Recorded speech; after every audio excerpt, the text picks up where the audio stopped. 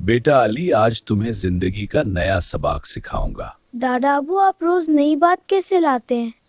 बेटा, जिंदगी सबसे बड़ी किताब है। फिर मुझे भी वो किताब पढ़नी है दादा अबू। दादा अबू, ये फसल कितनी खूबसूरत लग रही है। ये खूबसूरती मेहनत का नतीजा है बेटा। अगर किसान रोज मेहनत ना करे तो फसल नहीं उगती। मतलब कामयाबी मेहनत से उगती है। बिल्कुल बेटा। दादा अबू, सारी मेहनत खराब हो गई। मुश्किल वक्त भी जिंदगी का हिस्सा होता है। आप इतनी उम्र में भी मेहनत कर रहे हैं।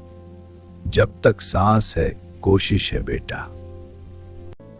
दादा अबू, मैं जीत गया। शाबाश बेटा, लेकिन याद रखो, अच्छा इंसान बनना सबसे जरूरी है। अच्छा इंसान कैसे बनते हैं? सच बोलकर और दूसरों की मदद करके। हो सकता है मैं ज्यादा दिन साथ ना रहूं।